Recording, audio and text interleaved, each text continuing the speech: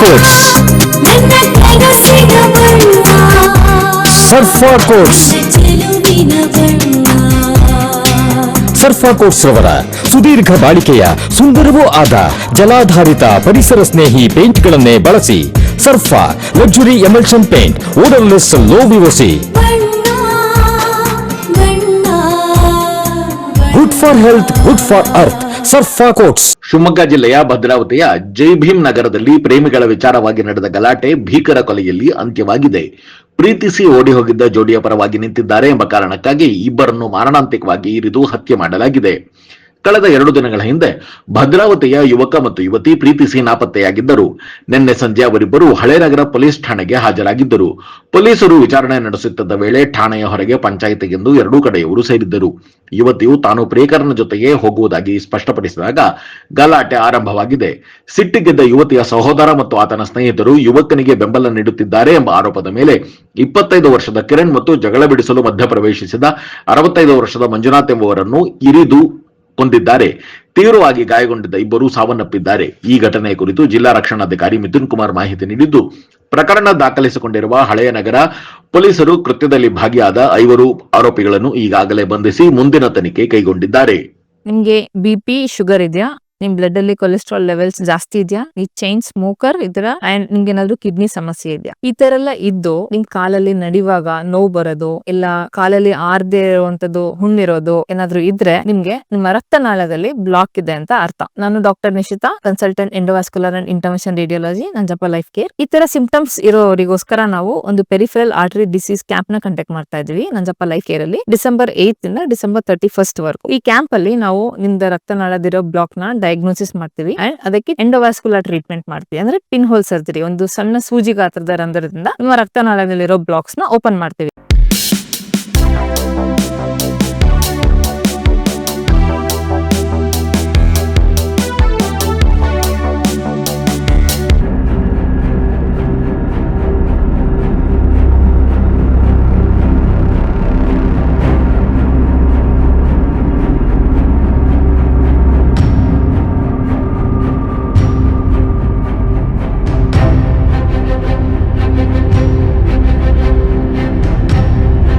ಶಿವಮೊಗ್ಗ ಜಿಲ್ಲೆಯ ಭದ್ರಾವತಿಯ ಜೈ ಭೀಮ್ ನಗರದಲ್ಲಿ ಪ್ರೇಮಿಗಳ ವಿಚಾರವಾಗಿ ನಡೆದ ಗಲಾಟೆ ಭೀಕರ ಕೊಲೆಯಲ್ಲಿ ಅಂತ್ಯವಾಗಿದೆ.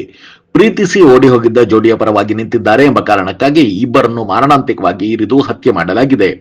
ಕಳೆದ 2 ದಿನಗಳ ಹಿಂದೆ ಭದ್ರಾವತಿಯ ಯುವಕ ಮತ್ತು ಯುವತಿ ಪ್ರೀತಿಸಿ ನಾಪತ್ತೆಯಾಗಿದ್ದರು. ನಿನ್ನೆ ಸಂಜೆ ಅವರಿಬ್ಬರು ಹಳೇನಗರ ಪೊಲೀಸ್ ಠಾಣೆಗೆ ಹಾಜರಾಗಿದ್ದರು. ಪೊಲೀಸರು ವಿಚಾರಣೆ ನಡೆಸುತ್ತಿದ್ದ ವೇಳೆ ಠಾಣೆಯ ಹೊರಗೆ ಪಂಚಾಯಿತಿಗೆಂದು ಎರಡೂ ಕಡೆಯವರು ಸೇರಿದ್ದರು. ಯುವತಿಯು ತಾನು ಪ್ರಿಯಕರನ ಜೊತೆಗೆ ಹೋಗುವುದಾಗಿ ಸ್ಪಷ್ಟಪಡಿಸಿದಾಗ ಗಲಾಟೆ ಆರಂಭವಾಗಿದೆ. ಸಿಟ್ಟಿಗೆದ್ದ ಯುವತಿಯ ಸಹೋದರ ಮತ್ತು ಆತನ ಸ್ನೇಹಿತರು ಯುವಕನಿಗೆ ಬೆಂಬಲ ನೀಡುತ್ತಿದ್ದಾರೆ ಎಂಬ ಆರೋಪದ ಮೇಲೆ 25 ವರ್ಷದ ಕಿರಣ್ ಮತ್ತು ಜಗಳ ಬಿಡಿಸಲು ಮಧ್ಯಪ್ರವೇಶಿಸಿದ 65 ವರ್ಷದ ಮಂಜುನಾಥ್ ಎಂಬುವರನ್ನು ಇರಿದು ಕೊಂದಿದ್ದಾರೆ. ತೀವ್ರವಾಗಿ ಗಾಯಗೊಂಡಿದ್ದ ಇಬ್ಬರು ಸಾವನ್ನಪ್ಪಿದ್ದಾರೆ. ಈ ಘಟನೆಯ ಕುರಿತು ಜಿಲ್ಲಾ ರಕ್ಷಣಾಧಿಕಾರಿ ಮಿಥುನ್ ಕುಮಾರ್ ಮಾಹಿತಿ ನೀಡಿದ್ದು, ಪ್ರಕರಣ ದಾಖಲಿಸಿಕೊಂಡಿರುವ ಹಳೆಯ ನಗರ ಪೊಲೀಸರು ಕೃತ್ಯದಲ್ಲಿ ಭಾಗಿಯಾದ 5 ಆರೋಪಿಗಳನ್ನು ಈಗಾಗಲೇ ಬಂಧಿಸಿ ಮುಂದಿನ ತನಿಖೆ ಕೈಗೊಂಡಿದ್ದಾರೆ.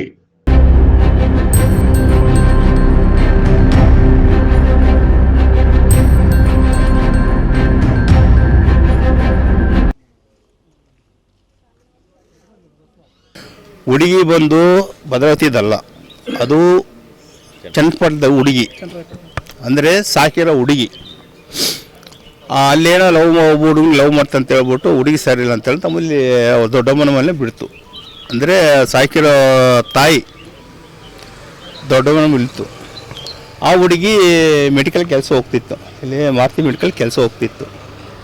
ಅವ್ರಿಗೆ ಹೆಂಗೆ ಲವ್ ಇದೆ ನಮ್ಗೆ ಗೊತ್ತಿಲ್ಲ, ಯಾವ ಲವ್ ಇದೆ ನಮ್ಗೆ ಗೊತ್ತಿಲ್ಲ.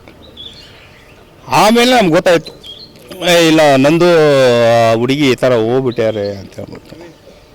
ಹೌದಾ ಅಂತ ಹೇಳಿದ್ರೆ ಸರಿ ಬಿಡಪ್ಪ, ಏನೋ ಹೊಂದಾಣಿಕೆ ಇದ್ಲಿ ಚೆನ್ನಾಗಿ ಆದರೆ ಸಾಕು ಅಂತ ನಾವು ಇದು ಮಾಡಿದ್ವಿ. ಆಮೇಲೆ ಬರ್ತಾ ಈ ಮಟ್ಟಕ್ಕೆ ನಾವು ಬರ್ತಾನೆ ತಿಳ್ಕೊಂಡ್ವಿ. ಆದರೆ ಏನು ಗೊತ್ತಿದ್ರಲ್ಲಿ ಭರತನ ಹುಡುಗ ಇದ್ದಾನಲ್ಲ, ಅವನು ಕಂಪ್ಲೇಂಟ್ ಕೊಟ್ಟಿರೋದು. ಇವರು ಫ್ರೆಂಡ್ಶಿಪ್ಗಳಿದಾರಲ್ಲ, ಇವಾಗ ನಮ್ಮ ಮಗನ ಸಾಯಿಸ್ತಾರಲ್ಲ, ಅವರೆಲ್ಲ ಒಂದು ಗ್ಯಾಂಗು, ಎಣ್ಣೆ ಹೊಡೆಯೋರು ಗಾಂಜಾ ಹೊಡೆಯೋರು ಅವೆಲ್ಲ ಒಂದು ಗ್ಯಾಂಗು. ಅವನು ಹೋಗ್ಬಿಟ್ಟು ಕಂಪ್ಲೇಂಟ್ ಕೊಟ್ಟಾನೆ. ಅವತ್ತು ನಾನು ಕರೆದ್ರು, ಮೋಸ್ಟ್ಲಿ ಕರೆದ್ರು, ಬರ್ರಿ ಸ್ವಲ್ಪ ತೀರ್ಮಾನ ಮಾಡೋಣ ಅಂತೇಳಿ. ಇಲ್ಲಪ್ಪ ನೀವು ಹೋಗ್ರಿ ನಾವು ಬರ್ತೀನಿ ಅಂತ ಹೇಳಿದೆ. ಆವಾಗ ನಮ್ಮ ಹುಡುಗ ಹೋಗಿದ್ದಾನೆ, ಸಣ್ಣವನು ಹೋಗಿದ್ದಾನೆ. ಏನಪ್ಪ ಅಂತ ಕೇಳಿದೆ. ಇಲ್ಲ ದೊಡ್ಡಪ್ಪ ಈ ಥರ ಆಗಿದೆ ಅಂತ ಹೇಳಿದ್ರು. ಸರ್ ಅದು ಸುಮ್ಕೆ ಆದ್ವಿ. ಆದಮೇಲೆ ಇವ್ರಿಗೆ ಯಾಕೆ ಬೇಕಾಯಿತು? ಹುಡುಗಿ ಎಲ್ಲೋದು, ಹುಡುಗ ಎಲ್ಲೋದು ಈ ಮಧ್ಯದಲ್ಲಿ ಬಂದ್ರಲ್ಲ ಅವ್ರಿಗೆ ಯಾಕೆ ಬೇಕಾಯಿತು? ಅವ್ರಿಗೇನು ಗೊತ್ತ, ಇದೇ ನೆಪ. ಹಳೆ ದೇಶ ಇತ್ತು, ಹಳೆ ದೇಶ ಇತ್ತು ಅವ್ರಿಗೆ. ಹಳೆ ದೇಶ ಅಂದರೆ ವಿನಾಯಕನ ಕೂರ್ಸಿದ್ವಿ, ಗಣಪತಿ ಕೂರ್ಸಿದ್ವಿ. ಅವಾಗ ಪೆಂಡಾಲ್ ಹಾಕಿದ್ರು. ಪೆಂಡಾಲ್ ಹಾಕಿದ ಮೇಲೆ ಆಯ್ತಪ್ಪ ಗಣಪತಿ ಬಿಟ್ಟುವಲ್ಲ, ಆ ಪೆಂಡಾಲ್ ತೆಗೀರಿ ಅಂತ ಹೇಳಿದ್ವಿ. ಹ್ಞೂ ಅಂತ ಹೇಳಿದ್ರು ಅವರು. ಅದು ಯಾರೋ ಬಂದು ಬ್ಯಾನರ್ ಕಿತ್ತಾಕಿದ್ರು, ಯಾವುದು ಕೌನ್ಸಿಲಿದ್ದು ಬ್ಯಾನರ್ ಕಿತ್ತಾಕ್ಬಿಟ್ರು.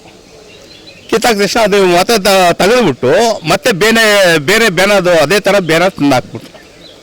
ಸರ್ ಸುಮ್ಕೆ ಇದ್ವಿ. ನಾವು ಮತ್ತೆ ಹೇಳ್ದ್ವಿ, ಪದೇ ಹೇಳ್ದ್ವಿ, ಯಾಕಪ್ಪ ಗಣಪತಿ ಹಬ್ಬ ಆಯಿತು, ಯಾಕೆ ಇಷ್ಟು ದಿವಸ ಇಟ್ಕೊಂಡಿದ್ದೆ, ತೆಗೀರಿ ಅಂತ ಹೇಳಿದ್ವಿ.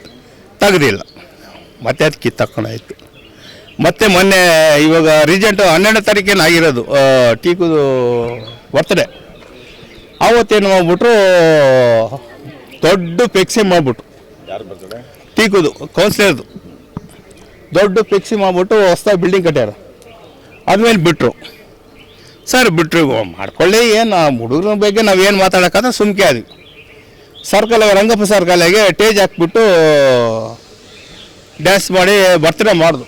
ಸರಿ ಬರ್ತಡೇ ಮಾಡ್ಕೊಂಡು ಬಿಡು ಅಂತ ನಾವು ಸುಮ್ಕೆ ಆದ್ವಿ. ನಾವೇನು ತಲೆ ಕೆಡಿಸ್ಕೋಗೋಲ್ಲ, ಹುಡುಗರು ಮಾಡ್ಕೊತಾರೆ ಅಂತ ಹೇಳ್ಬಿಟ್ಟು. ಆ ದೇಶದಿಂದ ಈ ದೇಶ ಯಾಕೆ ಬೇಕಂತು ಅಂದರೆ ನನಗೇನು ಗೊತ್ತಾ, ಇಲ್ಲಿ ಮುಖ್ಯ ಕಾರಣ ಇದಕ್ಕೆಲ್ಲ ಮೂರನೇ ಟೀಕ್ ಮಂಜುನಾಥ ಟೀಕ್, ಕೌನ್ಸಿಲರ್ ಟೀಕ್. ನಿನ್ನೆ ಆಯಿತು ನನಗೆ ಗೊತ್ತಿಲ್ಲ. ನಾನು ಅಂಗಡಿ ಇಟ್ಕೊಂಡಿದ್ದೀನಿ. ನಾನು ದಿವಸ 8:30 9 ಗಂಟೆಗೆ ಬಾಕ್ಲು ಹಾಕೋನು. ರಾತ್ರಿ 8 ಗಂಟೆಗೆ ಹೋಗಿಬಿಟ್ಟಿದ್ದೀನಿ. 8:30ಗೆ ಮನೇಲಿದ್ದೀನಿ. ಆವಾಗ ಫೋನ್ ಬಂತು. ಫೋನ್ ತಕ್ಷಣ ಏನಮ್ಮ ಅಂದೆ. ಇಲ್ಲ ಕಿರಣ ಯಾರೋ ಹೊಡೆದ್ಬಿಟ್ಟಾರ ಅಂತ ಹೇಳಿದೆ. ಸರ್ ನೀವು ಸರಿ ಅಂತ ಬಟ್ಟೆ ಹಾಕೊಂಡು ಬಂದೆ. ನೋಡಿದ ತಕ್ಷಣ ಹಾಸ್ಪಿಟಲ್ಲಿದ್ದರು. ಅಲ್ಲಿಂದ ಮೆಗಾನ್ ಕರ್ಕೊಂಬಂದ್ವಿ. ಮೆಗಾನಲ್ಲಿ ಸತ್ತೋಗಿ ಜಗಳ ಬಿಡ್ಸಕ್ಕೆ ಹೋಗಿರೋದು. ಈ ಸತ್ತಿರೋನು ಅಷ್ಟೇ, ನಮ್ಮ ಹುಡುಗನ ಅಷ್ಟೇ. ಜಗಳ ಬಿಡ್ಸಕ್ಕೆ ಇವಾಗ ಅಡ್ಮಿಟ್ ಆಗಿದ್ದಾನಲ್ಲ ಅವನು ಅಷ್ಟೇ. ಜಗಳ ಬಿಡ್ಸಕ್ಕೆ ಹೋಗಿರೋದು. ಇದು ಹಳೆ ದೇಶ ಇದ್ದಿತ್ತು. ನಿನ್ನೆ ಏನಾಯ್ತು ನನಗೆ ಗೊತ್ತಿಲ್ಲ. ಹಳೆ ದೇಶ ಅಂದರೆ ಗಲಾಟೆ ಮಾಡಬೇಕು ಅನ್ನೋ ಉದ್ದೇಶದಿಂದನೇ ಮಾಡಿದ್ರು. ಅವ್ರು ಮಾಡಿರೋದು ಜೈವಿಮ್ ನಗರ ಕೋರ್ಟ್ ಹಿಂಭಾಗ ಆಗಿರೋದು. ಹಳೆ ದೇಶ ಅಂದರೆ ಅವರು ಗಾಂಜಾ ಹೊಡೆಯೋರು, ಎಣ್ಣೆ ಹೊಡೆಯೋರು. ನಮ್ಮ ಹುಡುಗರು ಹಂಗಲ್ಲ. ಹೊಡ್ತಾ ಬಿದ್ದಿರೋದು 2 ಸತ್ತೋಗಿದ್ದಾರೆ. ಸೂರ್ಯನೊಬ್ಬನು ಅಡ್ಮಿಟ್ ಆಗಿದ್ದಾನೆ ಇವಾಗ. ಹುಡುಗಿಗೆ ಹೆಲ್ಪ್ ಮಾಡಿದ್ರು ಅಂತಾನೆ. ಅದರಿಂದನೇ ಬಂದಿರೋದು ಇವಾಗ. ಏನು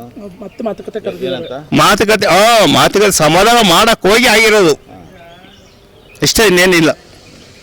ಏನಾಯ್ತು ನಾನು ಗೊತ್ತಿಲ್ಲ ಸರ್. ಅದು ಏನಂತ ಸಮಾಧಾನ ನಾನು ಹೋಗಿಲ್ಲ. ನನಗೆ ಕರೆದು ನಾವು ಹೋಗಿಲ್ಲ.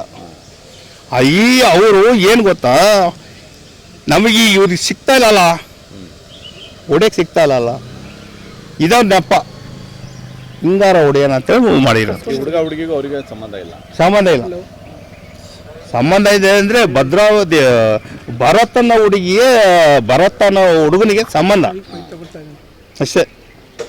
ಅವನಿಂದ ಈ ಹುಡುಗರೆಲ್ಲ ಮಾಡಿರೋ ಕೆಲಸ ಅಷ್ಟೇ. ನಾನು ಕಿರಣ್ ಕುಮಾರ್ ಅವ್ರ ತಾಯಿ. ಅವ್ನು ಪೇಂಟಿಂಗ್ ಕಾಲೇಜ್ ಮುಗಿದ ಮೇಲೆ ಪೇಂಟಿಂಗ್ ಕೆಲ್ಸಕ್ಕೆ ಹೋಗಿ ಸಂಜೆ 6 ಗಂಟೆಗೆ ಬರ್ತಾನೆ. 6 ಗಂಟೆಗೆ ಬಂದು ಕೈಕಾಲು ಮುಖ ತೊಳ್ಕೊಂಡು ನಾವಿರೋದು ದುರ್ಗಿ ನಗರದಲ್ಲಿ ಬಾಡಿಗೆಗೆ. ಬೀದಿ ಮೇಲೆ ಇವ್ನು ಬರ್ತಾನೆ, ಜೈಭೀಮ್ ನಗರಕ್ಕೆ ಬರ್ತಾನೆ, ಫ್ರೆಂಡ್ಸ್ ಇದ್ದಾರೆ ಅಲ್ಲ ಅಂತ. ಹಂಗಾಗಿ ಅವ್ನು ಕೈಕಾಲು ಮುಖ ತೊಳ್ಕೊಂಡು ಇಲ್ಲಿಗೆ ಬಂದಿದ್ದಾನೆ, ಸರ್ಕಲ್ಗೆ. ಅಲ್ಲಿ ಟೀ ಕುಡ್ದು ಬಂದಿದ್ದಾರಂತೆ. ಅದು ಅವ್ನಿಗೆ ಯಾವ ದ್ವೇಷನೇ ಇರಲಿಲ್ಲ. ಟೀ ಕುಡ್ದು ಬಂದಮೇಲೆ ನಮ್ಮ ತಂಗಿ 7:15ಗೆ ಫೋನ್ ಮಾಡೈತೆ, ಈ ಕಿರಣನಿಗೆ ಚಾಕು ಹಾಕ್ಬಿಟ್ಟಿದ್ದಾರೆ, ಕೆಂಚ ಮತ್ತು ಶಶಿ, ಭರತ್, ಪ್ರಸನ್ನ ಇವರೆಲ್ಲ ಹಾಕ್ಬಿಟ್ಟಿದ್ದಾರೆ, ಬಾ ಬೇಗ ಅಂತ. ನಾವು ಈಗ ಅವ್ನು ಕೆಲ್ಸಕ್ಕೆ ಹೋಗಿ ಬಂದನಲ್ಲ, ಯಾಕೆ ಹಿಂಗೆ ಮಾಡಿದ್ದಾನೆ, ಅವ್ನು ಯಾರು ಸುದ್ದಿಗೆ ಹೋಗಲ್ಲ ಅಂತ ಹೇಳ್ತಾ ಇದ್ರೆ, ಇವನು ಅದೇ ಸೂರಿಗೆ ಹಾಕ್ಬೇಕು ಅಂದ್ಕೊಂಡಿದ್ರಂತೆ, ಹೊಡಿಬೇಕು ಅಂದ್ಕೊಂಡಿದ್ರಂತೆ. ಅವ್ನ ಫ್ರೆಂಡಿಗೆ ಹೊಡಿಬೇಕು ಅಂದ್ಕೊಂಡಿದ್ದಾರೆ ಕಣಮ್ಮ ಅಂತ ನನ್ನ ಹತ್ರ ಹೇಳ್ತಾ ಇದ್ದ. ಹುಷಾರಾಗಿರಬೇಕು, ಅವ್ನಿಗೆ ಹೊಡಿಬೇಕು ಅಂದ್ಕೊಂಡಿದ್ದಾರೆ ಜನ ಇವರು ಅಂದ್ಕೊಂಡು. ಬೇಡ ಕಣ ನೀನು ಹುಷಾರಾಗಿರಿ, ಹೆಂಗೋ ಏನಂತ. ಅವನೊಬ್ರು ಸುದ್ದಿಗೆ ಹೋಗಲ್ಲ, ಮಾತಾಡೋನು ಅಲ್ಲ. ಅವನಿಂದ ಇವ್ರ ಕಣೆಗೆ ಹೊಡ್ತಾ ಬಿದ್ದಿರೋದು. ಅಲ್ಲೇ ಹೊಡೆದಿದ್ರೆ ಎದೆಗೆ ಅಲ್ಲೇ ಬಿದ್ದೋಗ್ಬಿಟ್ಟಿದಂತೆ. ಯಾರೋ ಬಂದು ನಮ್ಮ ತಂಗಿಗೆ ಹೇಳಿರೋದಂತೆ, ನಿಮ್ಮ ಕಿರಣ ಬಿದ್ದೋಗಿದ್ದಾನೆ ನೋಡಿ, ಏನೋ ಗಲಾಟೆ ಆಗ್ತೈತೆ, ಬಂದು ನೋಡಿದ್ರೆ ಬಿದ್ದೋಗ್ಬಿಟ್ಟಿದ್ದಾನಂತೆ ಇವ್ನು ಕೆಳಗಡೆ.